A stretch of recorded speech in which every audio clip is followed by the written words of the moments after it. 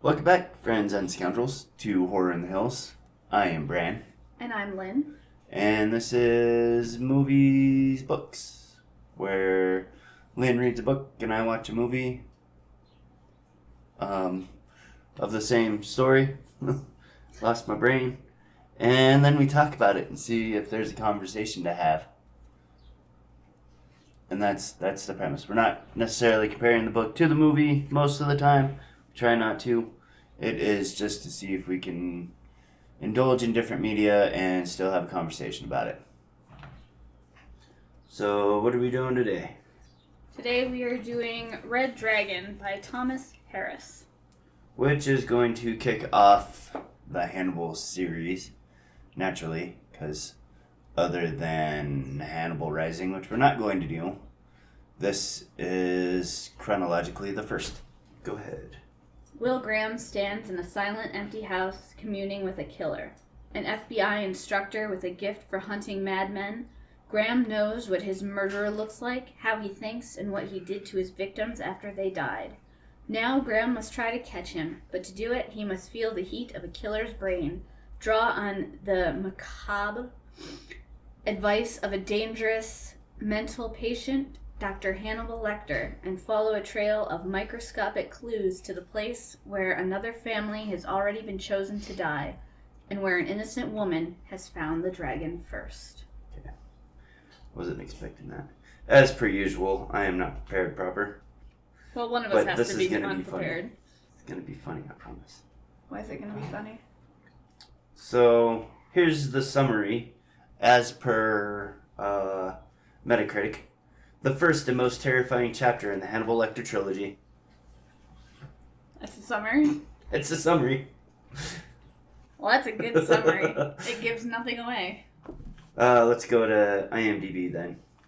A retired FBI agent with the psychological gifts is assigned to help track down the Tooth Fairy, a mysterious serial killer. Aiding him is the imprisoned forensic psychiatrist Dr. Hannibal the Cannibal Lecter. Ta-da! Ta-da! All right. So where do we want to start?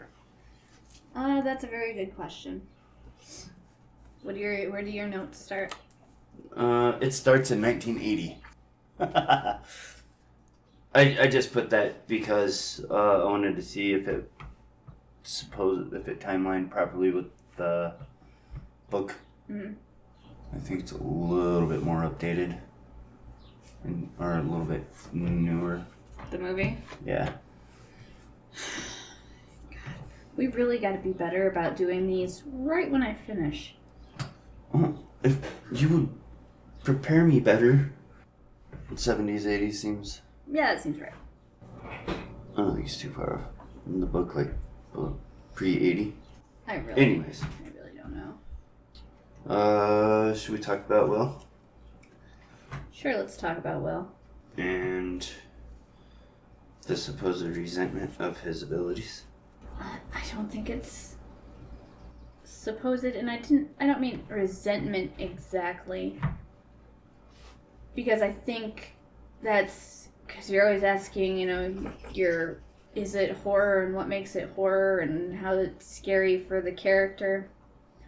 And I was saying that I think part of it, yes, being hunted by the dragon and his family put at risk is part of it. But I think a part of it also for Will is this fear that he toes the line a little closely because he's so good at what he does, that how far off is he from being one of these monsters? Yeah. Whereas I don't think the movie plays on that as strongly. That, yeah, he is insightful and he's incredibly observant of his surroundings and he's able to connect the dots a lot easier. Because you see right from the start when he gets the case and goes to the house and sees all the things, and then he's looking at the case files and he starts putting a few things together. But once when Jack first approaches him, he, pushes it down and kind of, he downplays it and acts resentful as kind of a barrier to keep him from going back to work, maybe. I think is the better way to explain that. But once he gets into it, he just goes. He's kind of reluctant the whole way. I mean, there's the guilt that eats at him that, had he been there sooner, could he have prevented these deaths, and the need to prevent the next one. And I'm not saying that he's not afraid and has PTSD from what happened with Lecter, but I think this fear of the monster in himself is there too, because people mention it a lot, and he always responds negatively to it. Like in his conversation with Lecter, he asks, he's talking to him, and Lecter's taunting him, "You coming to get the old scent again? Why don't you just smell yourself?" Implying that he is a monster too. And Lecter comes out and says, "We're just alike." And Graham kind of goes into shock. He describes his numbness hearing that. I think he is worried that they are just alike, and that there is a real fear of that. Well, there is that aspect of life that sometimes you have to do what your enemy does in order to beat them, but don't do it so long or take it so far that you end up becoming them yourself. Yes, and I think that's what Will is afraid of. And I said that aspect of it's not present at all, which is upsetting because talking about this, go ahead and get this one out of the way too, outside of here a little bit. That in the movie, Hannibal and Will actually have a bit of a relationship, not just the one case where, or whatever, they had worked on a few cases together. So they actually have a sort of friendship, which could and should lead to a deeper PTSD, and that part of the fear of doing this is going to talk to Hannibal because of that betrayal or whatever. Yeah.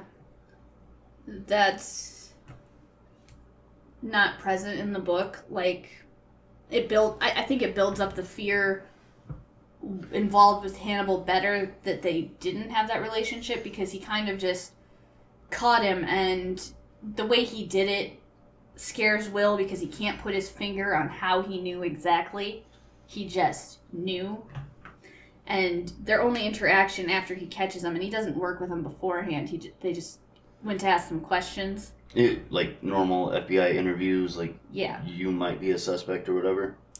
He wasn't even a suspect. He was just a doctor of a suspect, and he was going to inquire about a prior wound on the dead body.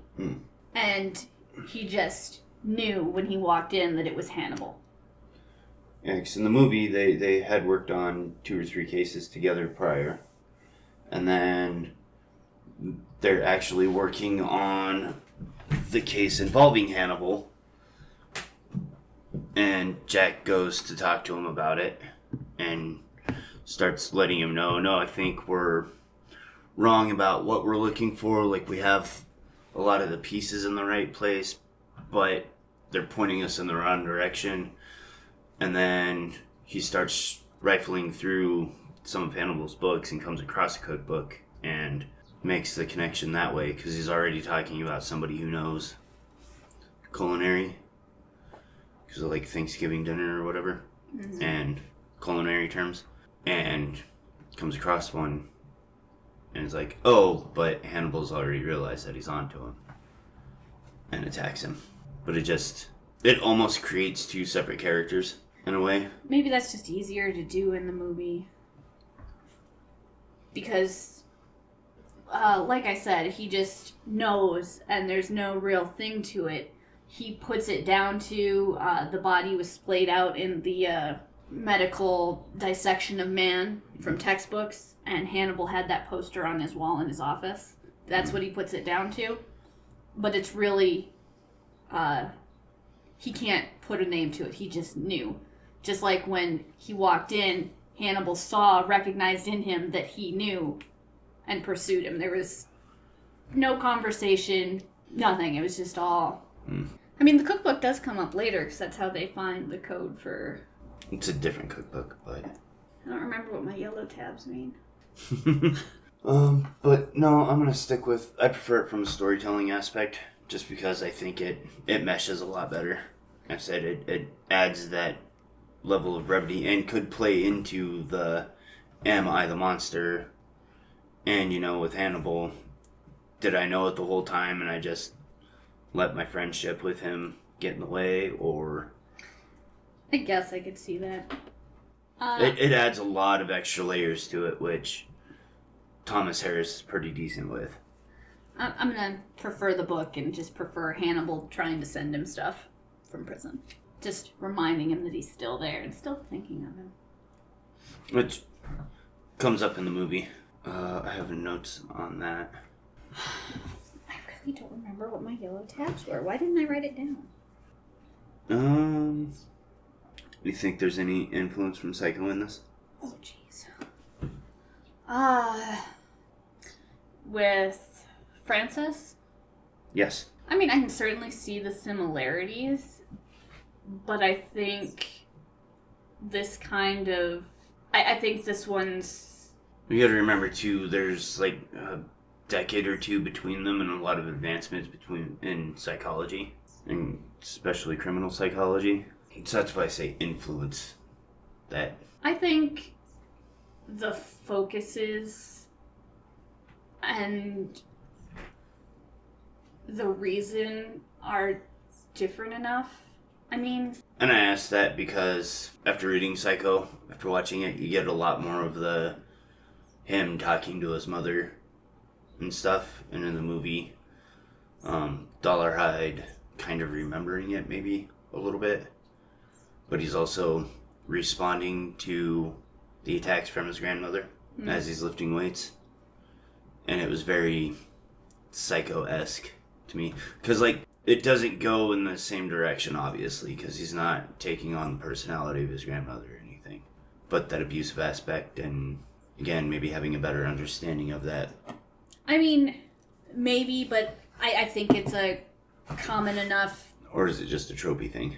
Yeah, I think it's a common enough thing. Because it's common enough in real life, too.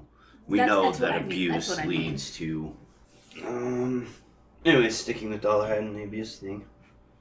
How's it portrayed in the book?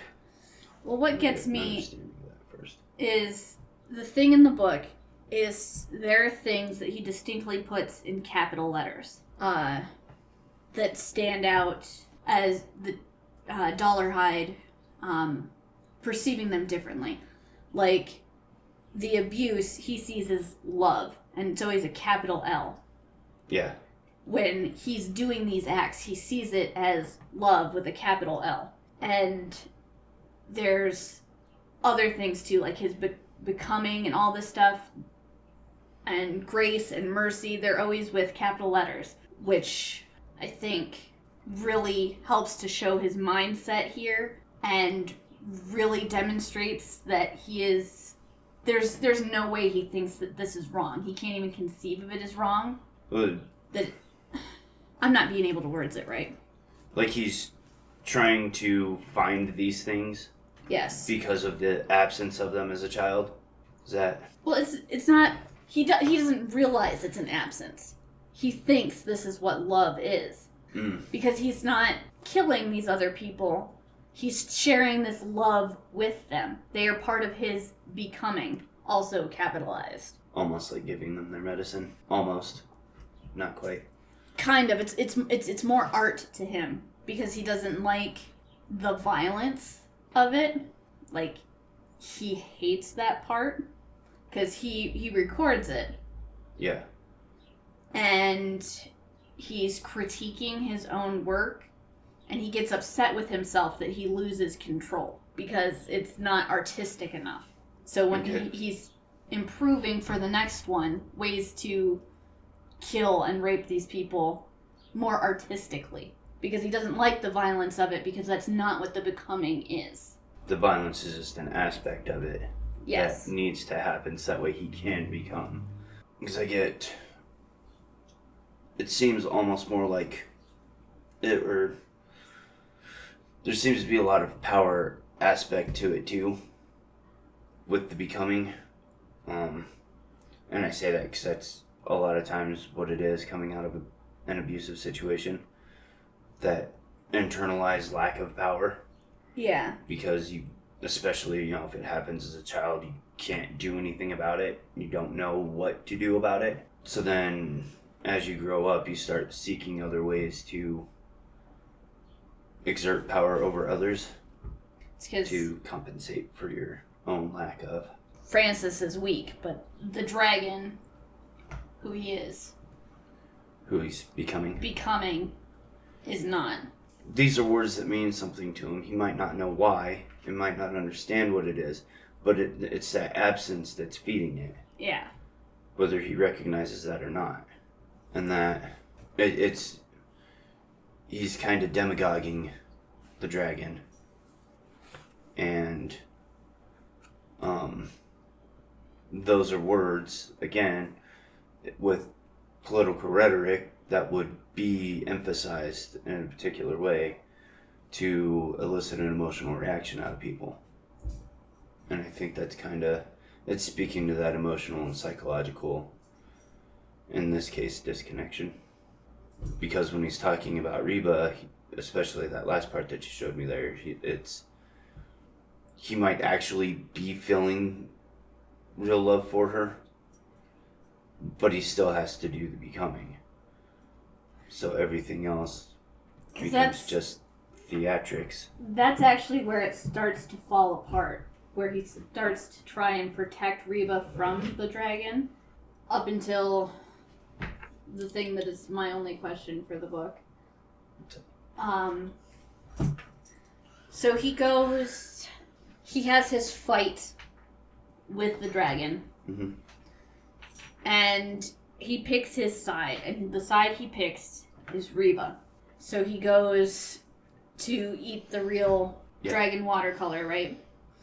And he thinks at that point that he's conquered it, that he's won. And he gets back, and he sees Reba kiss someone else. Ralph. Yes. And the dragon starts talking to him again. And that's also the point where the FBI is caught up to him, so now he feels pressured and pursued. Finally. Yeah. So my question is, if he had not witnessed Reba kiss that other guy and not been betrayed by her, do you think he could have actually kept the dragon subdued? No. Because that last little bit that you had me read is, I'll throw the whatever family. Shermans. The Shermans to the dragon and come back just to be with Reba. Like, that desire to kill is still embedded inside of him. And it's all, I don't want to say schizophrenic, but it does kind of fit there a little bit. He's acting on his delusions and these voices that he's hearing. So, if he didn't try to suppress it, or if he comes back and tries to suppress it, it might have started acting on its own in a way. Yeah. And probably in this world, in the earlier days of, in this era of psychology, probably taken on multiple personality disorder, and then become a little bit more like Norman Bates. Because the FBI psychologist, or, he's not with the FBI, but the one they have on call. Chilton? No, not Chilton. Okay, good. I hate that guy. No, I don't even call him a psychiatrist. I wrote in my notes that he's Dr. Lecter's secretary. Can't find his name, but he says, when he's talking to Graham about it, that maybe he's trying to stop, because he goes off his timeline. Yeah. Which, I don't know. And they find out about Reba, because this is while they're to the pursuing him point. And the psychiatrist says maybe he's trying to stop. But back to... Frick is his name? Well, we'll finish this and then we'll go back. Finish what? How the actual abuse of Dollarhide portrayed much in... There. His grandmother died in 1970. Yes. Because I don't remember. Because this is one of those ones where I've read all 3 of these books. Actually, I've read all of them. But it's been so long that I don't really remember. Yeah, they get into his abuse. Starting young with his lisp and how his grandmother used it to embarrass his mother and her political husband. And then, I mean, I don't think she was ever physically abusive to him. It's all mental and emotional. Yeah. Many much threats. And probably putting a lot of emphasis on certain words. I'm doing this because I love you. Or I don't remember. No, it put emphasis on him being dirty. Yeah. Which I think is where his getting upset when he becomes violent in the act, rather than keeping it clean and artistic, comes from. Because he wants to be a clean beast, not a filthy beast. Yes. Well, this is the Hannibal series, so I think we should talk a little bit about Hannibal. Well, Dollarhide goes into Hannibal a little bit for my notes. How so? I want to specifically talk about his obsession with Hannibal. Yeah. Is he obsessed with Hannibal in the book? It's not really obsessed. It's kind of not really brought into it until the Tatler posts the picture of Graham outside the mental hospital having visited Lecter. Mm-hmm. When he writes to him. But he thinks, he's not really obsessed, because he thinks Lecter would be the only one who would understand, and that he would like to make Lecter a part of it. He wants to kill Lecter, because it'll make his becoming stronger. But then, I forget what it is, Lecter does something and he kind of gets disappointed in him. I forget what it was. I think it was one of the fake trap messages they left in the Tatler. Yeah. Because I do want to say that they correspond a few times for a little while, don't they? Through the Tatler. And it does come across a bit more obsessive because Dollarhide is speaking so highly of him, and he's got all these clippings in his book of him, and he does have clippings of his book, of him in his book. Like almost like he aspires to be like Hannibal. Like, you don't get the impression he wants to kill him? No. That's not implied. Or at least I didn't pick up on it at any rate. But I don't think it's implied in any way, shape, or form in the movie.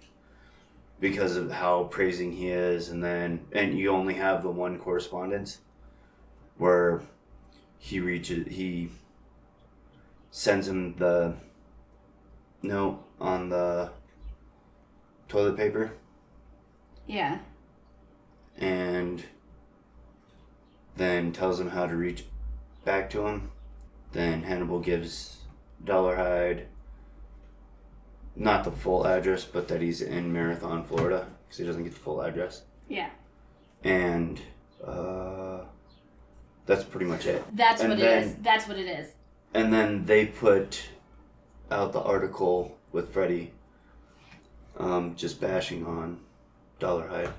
Because Hannibal tells him to be careful, or whatever it is that he says, to watch out for himself, or run, or whatever it is that Hannibal says. In the movie, it's kill them all, save yourself. Yes. Save yourself. And I think that's where his disappointment from him comes in. Because he doesn't understand as well as he thought he did.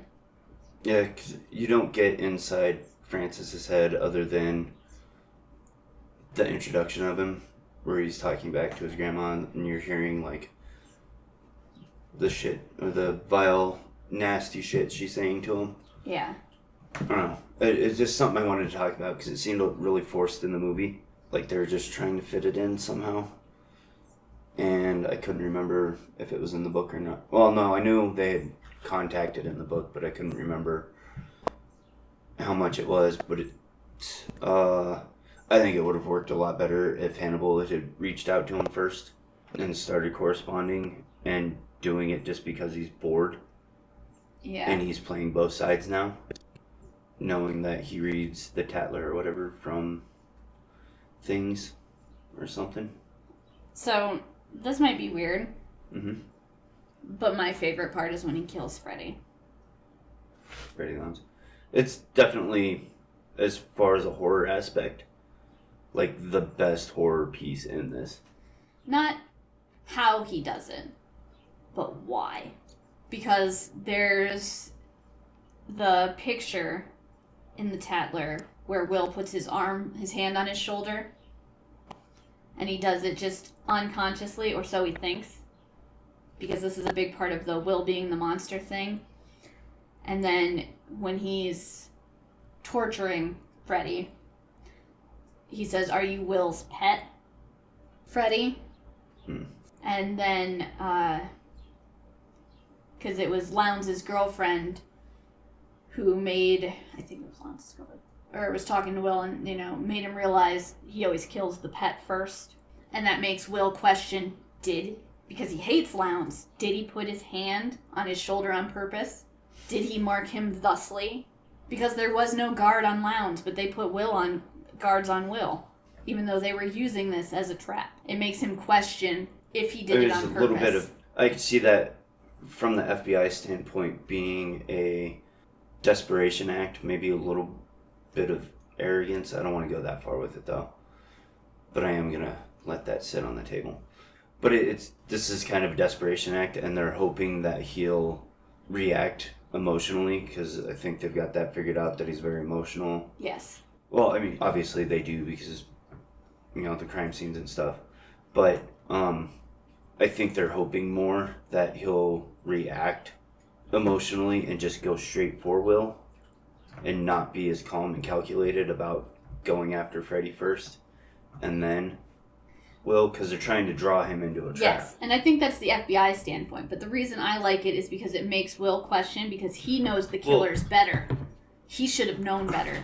And that's where I'm getting to, because Bloom, that's the doctor. He probably would have done it intentionally, thinking, oh, this is going to make us look chummy and enrage him more. And he wouldn't have thought, oh, he's going to go after Lowndes. He's supposed to be coming after me. So yes, he would have done it intentionally, but not for the reasons he thinks. And that might just be a little bit of the self-paranoia with Will of his internal conflict. Because Will certainly has a lot of that. Nobody sits down with him and says, what are the choices you make at the end of the day, though? Because it's not about how you think, it's about how the actions you take. So, the only notes I really had for Lecter is that he's kind of like an Edgar Wright movie, because he informs everything he's going to do in the first couple of meetings, and then throughout the movie those things happen. So like Shaun of the Dead is the one that I'm most familiar with in this regard, where Ed, right? Nick Frost character? I think so. Ed's sitting down, he's like, go to the Winchester, have a pint, do all these things. And then as the zombie apocalypse happens, or, go get Liz, go get your mom, whatever. And then as the movie's progressing, those things are happening. Because I was playing more specifically on the address. Like, I tried to get a hold of you to send you a Christmas card or whatever. And then we see him actually put some effort into doing it. Calls FBI office and talks to the one secretary. He's like, just go ahead and do it. Just flip that little Rolodex. It's okay. But I did put some caveats in there that maybe initially he wasn't really trying and that he was bluffing, because he's fucking rotten. You got anything on Hannibal you want to talk about? So I only have one tab for him. It is Dr. Chilton's assessment of Hannibal. I think it's Dr. Chilton's assessment. Okay. How he's able to fake his way through all their tests, because, of course, he's a doctor, too. And he does it just to screw with them. Yeah, because he likes to play games. Yes. But, in a lot of ways, Hannibal's a petulant little child. And he still writes, like, academic papers for these journals and stuff. Mm-hmm. And Chilton notes that they're always about problems that he doesn't have, because he doesn't want to help them solve him, because he thinks Hannibal is afraid of falling into obscurity. See, that would fall into the petulant child aspect, so. You see that petulance when he's being interviewed by Will or whatever, they're having a conversation in one of their interviews, and he's asking for something, and Will doesn't quite give it to him or give it to him the way that he wants, and he has an outburst. I don't know if it'll come across quite the same in the book. It's hard to do that without directly spelling it out sometimes, or it can be. I don't recall any outbursts. He seemed quite collected. He usually does, but there's times where he's digging for something very specific, and if he doesn't get it, he'll act out in the games, and he is very good at reading people. Oh, I think he does kind of snap, though, when Will's not participating in the conversation the way he wants. Like, he thinks Will's being obtuse on purpose. That's... I don't... Their first meeting when Will goes to him and he's trying to get him on board and he trying to appeal to his ego. There's things Will's you don't have? No, I thought you might like the challenge to see if you're smarter than him. And Hannibal's like, are you freaking kidding me right now? This freaking child you think might be smarter than me, and then he plays it back on Will. Oh, so by implication you think you're smarter than I am, as it's you who caught me. So forcing Will into that uncomfortable situation of, how did you catch me? Because, like, Graham is a smart man, and, like, when he's playing this tricking game that he plays on other characters in the book, when he tries to do it with Lecter, Lecter gets frustrated because he knows what Graham's doing, and Graham knows that Hannibal knows that Graham knows what he's doing. But they're still trying it anyways. Yes, he snaps at him there because Graham goes, that's interesting, about something that they both know isn't interesting, that they both know that Graham already knows. Is it the disfigurement? The smashed mirrors. Yeah, because Hannibal brings it up and Will goes, I've considered it. He's like, you haven't considered it, you know. Yeah. But the other thing, one of the things that I think makes Hannibal so evil, and I'm trying to figure out how to do a little series where I take certain characters from books and explore them separately and talk about them from my perspective, from my understanding of things. Oh, that's what causes the outburst. Will starts to walk away. He just says, goodbye, Dr. Lecter, and starts to walk away. Lecter wasn't done playing. Yeah, Hannibal hates that too. That's what the yellows are. Those are cleverness. On everybody's part, or Will in particular? That demonstrate Will's cleverness. What was I saying? I have no idea. I got distracted. Oh, part of what makes Hannibal so evil is his ability to read people. Like anybody just walking in and being able to pick up on the things that will make them feel the most uncomfortable, the most self-conscious. Yes. And he'll work with you up until he's getting bored or he feels like you're not working with him the way he thinks you should be. Then he'll start poking at those insecurities. Because that is started to be demonstrated in this too, from the flashback of his capture where he knew by looking at Will's face that he knew, to the way he pokes at Chilton, calling him secretary, to the way he interacts with Will versus the way he interacts with the orderlies. It's always specific to them. It is a tailored Hannibal experience. It is, and it... Oh, that was something that I wanted to... Was I going to do that in the discussion, or... It's a bespoke experience. Okay, I was going to save that for the discussion, because we're probably going to talk about the movie after this. I don't like Will's hair. But we'll do a separate recording for that, because there'll be separate things to talk about. Maybe. Maybe there will be nothing to talk about. Is that all you have for Hannibal? That is all I have. Let's talk about Crawford. He's a dick. Crawford is interesting. Yes, he is a dick.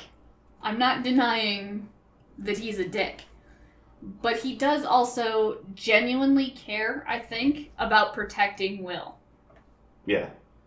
Because he goes out... His physical safety.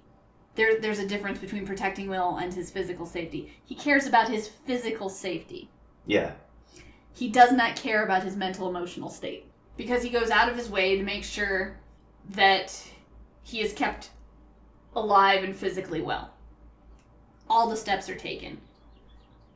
And to make sure he can focus on his case, all the steps are taken to make sure his wife and stepson are also protected, so he can stay focused on the case. But he also is subtly... He's trying to understand Will, too, and he also pushes him toward the dark space, because he has conversations with Dr. Bloom, the psychiatrist whose name I now remember, about trying to understand the psychology of Will, and the doctor refuses to do it. Not because of any patient thing, because he never treats Will like a patient. And he never tries to diagnose Will. Dr. Bloom? Yes, Sorry. because he knows I'm that... making some notes for later. That Will hates that and he doesn't want it, and he will recognize the moment you start to do it, because he is such a clever man. And that'll be it. He'll be done. So he's always very careful to never be diagnosing Will, even on a subconscious level, no matter how much he might want to. Yeah. Because Will catch on to it. But Crawford, on the other hand, is always trying to do it. Because I think he wants to have this information to use it to kind of control Will better. Because Maybe. Will is the best at what he does, and he wants him to stay in the game. Yeah, and that's why he comes across as so much of a dick in this. As opposed to, and I've been really good trying to avoid making the comparisons to the Silence of the Lambs.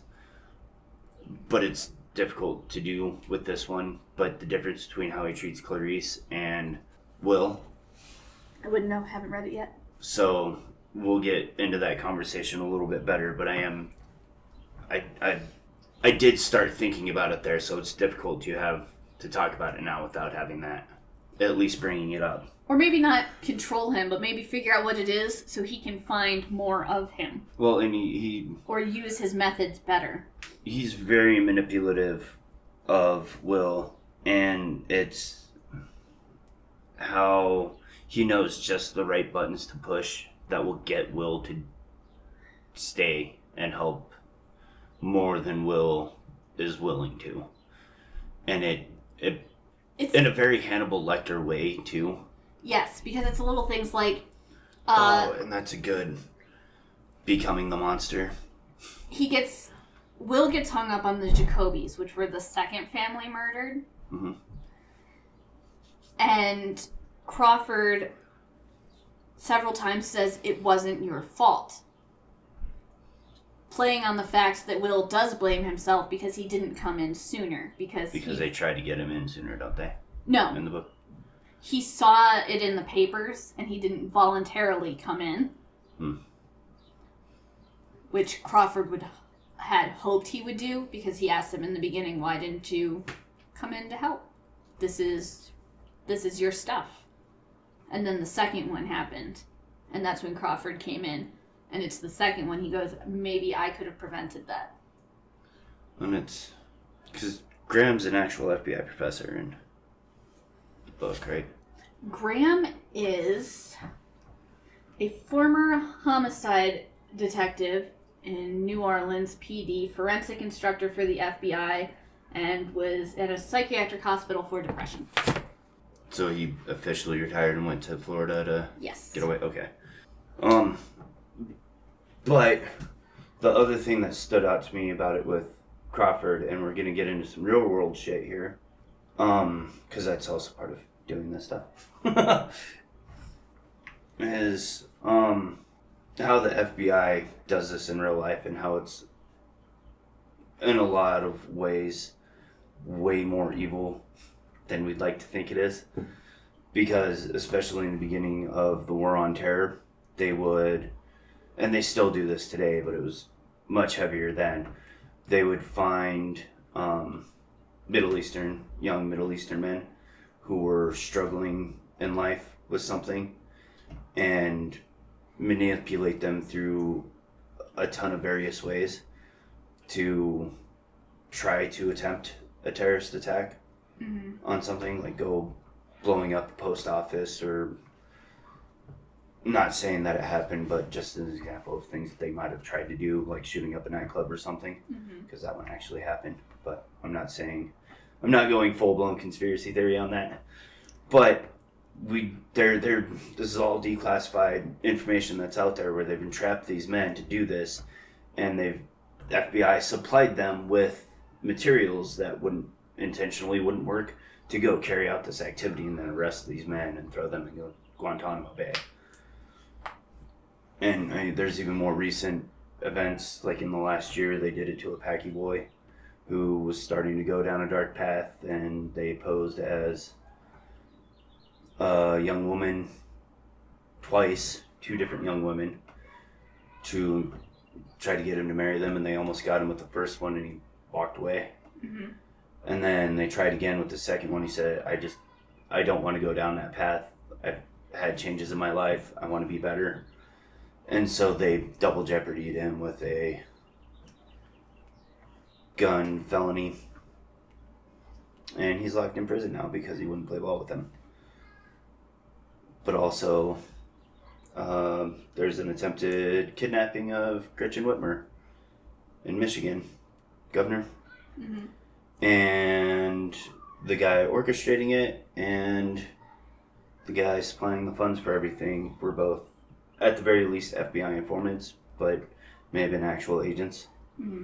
And information's out there for people to find also. And it's just disgusting how these people will do this and how easy it is for them to get away with it because so few people pay attention to shit. Yeah. I know we went in an area that you're not comfortable with. Sorry. But it just, I saw that and it made me think of that, and I thought it was important to bring that up because the way he manipulates Jack, the way he manipulates Will is very similar to, it's just very good how it portrays how the FBI does it in real life. Yeah. Not with their own people. How disgusting and evil it is. I have to say that one more time. And to stick with real world themes, I think it appears evident in the book because I think he goes pretty decent lengths to describe the cutouts and how things are cropped a specific way for like the Tatler. And how even in real life the media will do these things, how they'll crop a picture just right. So like the example here is Will Graham entering or exiting the facility, and it says criminally insane above him, and that's all you see. So the human brain would see that and associate that to Will, and it adds a stain to his character. Or in the case of the book, it makes him question it too because he sees it also. Yeah. And it calls that into question. Because, I mean, part of what makes Crawford interesting is he's kind of like Will's handler, and he just controls the situation to allow Will to do what he does. Because Will does have to toe that line, the one I said he's afraid of. Because another reason he gets hung up on the Jacobys is it's a fresh crime scene, so he goes in because he's not really investigating the crime scene, he's knowing the Jacobys, because he has to know them to know why Francis picked them.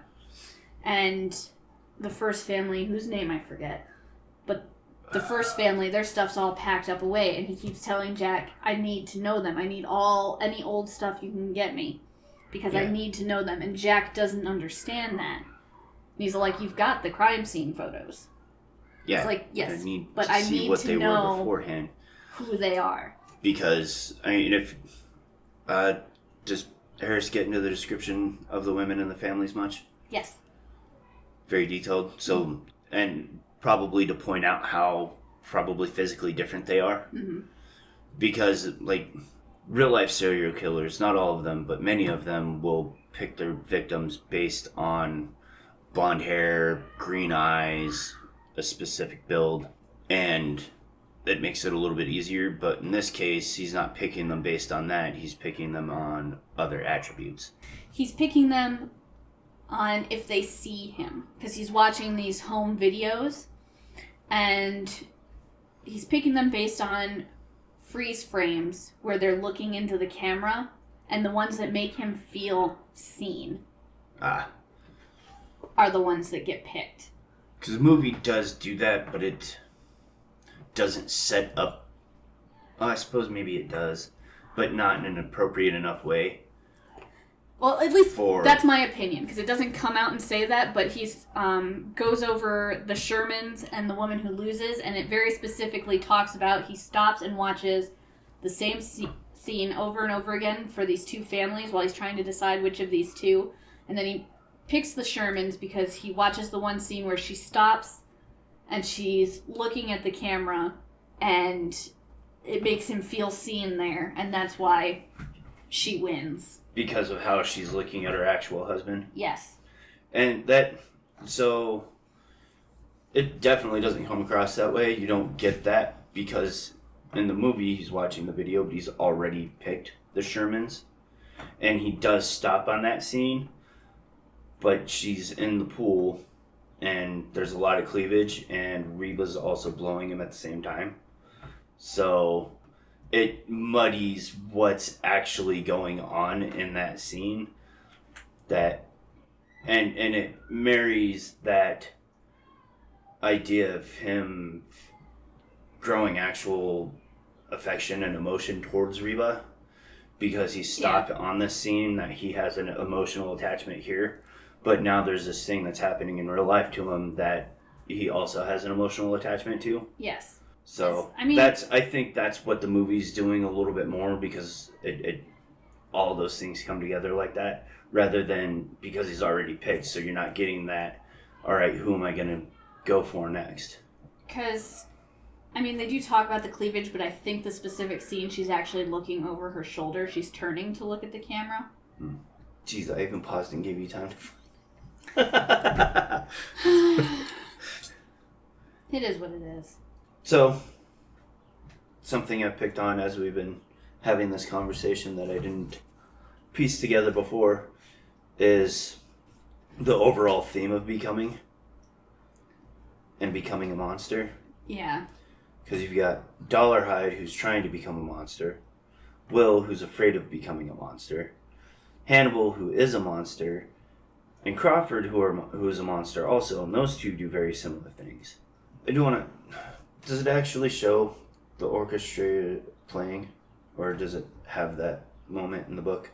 No, this just goes right into picking up, right? When Hannibal kills the flutist. That doesn't happen. Okay, we'll save that conversation for when we watch the movie then. I have it in that part of my notes anyways. I just wanted to ask to take up some airtime. And it gives people a reason to come back later. Assuming that, I put things up when I'm supposed to.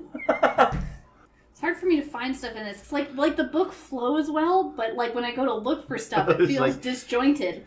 Because it's so Yeah. well put together. I do, like, Thomas Harris is one of my most liked authors. I mean, I've read all of the Hannibal series, but I think that's just about all he really has. Because I know he does this picking of them, but I don't even remember when in the story it happened, which is slowing me up. There it is. I found the other part I was looking for earlier, though. Yeah? Yeah, where he wants to kill Lecter. Lecter was capable of understanding that blood and breath were only elements undergoing change to fuel his radiance, just as the source of light is burning. He would like to meet Lecter, talk and share with him, rejoice with him in their shared vision, be recognized him, as John the Baptist recognized the one who came after. Sit on him as the dragon sat on 666 in Blake's Revelation series, and film his death, as dying, he melded with the strength of the dragon. I feel like some of those specific lines make it into his note to Hannibal, but it's like, because that's the only picture we see of it, again, it comes across more as him just having this infatuation. Maybe that's a better word for it, an infatuation with Hannibal, Yeah. than an obsession. Like, it teeters that line a little bit when you're just making a surface level observation. But there, because even with this, there is that infatuation there that he wants to consume him. Yes. Maybe that's why he does the painting, because it's all about consuming. Look at us making connections. I don't know. I don't have anything else. Do you? Nope. I'm going to try to finish up your point about the choosing. I can't find it. Yeah, I don't remember it, which is why I was okay doing these, because I really don't remember these well enough to pick from the book. No, it's there. I have to find it. It'll drive me nuts. Oh, that's an interesting point about Dollarhide. What? Well, so he's obviously influenced in one way or another by the Blake painting, which is a little bit deeper thing, something that maybe an adult would, or adolescent or teenager maybe, might attach to. Yeah. Does it say when he discovers the Blake painting? Teenager, young adult, I think. Man, I nailed that. or am I just informing you? I think it's around the time that he does have the surgery to have his palate repaired. Mm-hmm. Probably shortly after his grandmother dies too, right? I think so. Anyways, so, but the Mahjong piece is a relatively easy thing to come across. I don't know about then, maybe it was a little bit deeper then. But now, like, any freaking toddler with an iPhone playing Mahjong would see it. Because when it mentions Mahjong in that, I played Mahjong for a long time. I was like, oh yeah, that's cool. So that's more of a surface level, like, attachment. Oh, here's this symbol that represents Red Dragon, but it's a fairly common one. Yeah. Or, again, I don't know about in the 70s and 80s when that would, how prominent it would be. But my point to that is it's another thing that shows how these people who are abused get stuck in with a younger mentality. Because it's an observation I've made between Bruce Wayne Batman and Thomas Wayne Batman. Yeah. That Bruce Wayne's reaction is a very adolescent or childlike mentality. Guns killed my parents, ergo guns are bad, I shouldn't use guns. And he might be able to justify it better as an adult because he understands. But Thomas Wayne takes the more retributive action or path and embraces the guns. It says, I'm going to use the tools that took my son to take away the bad people, which is still in a way very adolescent mentality, but okay, it doesn't really say the first time he says it, it just says about how he felt the first time he saw it. And picking? In the Red Dragon. The Red Dragon. Painting? Yeah. Because it stunned him the first time he saw it. Never before had he seen anything that approached his graphic thought. Nice. Anyways. This is driving me nuts. I mean, it's got to be here somewhere. I didn't make it up. Okay. I found it. Stop holding your breath. Yes. So, it's a close-up of the mother, turns and strikes a pose for the camera with the arched smile, her hand at the back of her neck. She is quite lovely. There's a cameo at her throat. Dollarhide freezes the frame. He backs up the film. Again and again, she turns from the mirror and smiles. So I think that's how he picks the families, the ones that see him. Or he perceives as seeing him. Yes. Because she's not just turning to do... And I don't know, because it's hard to say, because the movie does show that, but it's never from his perspective. It's always, like, Graham watching it or whatever. So it's hard to game that little bit without it kind of being spelled out a little bit. Yeah. But in the long run, in the movie, it doesn't really matter. Holy crap. And that goes into his emotional reactions of things too.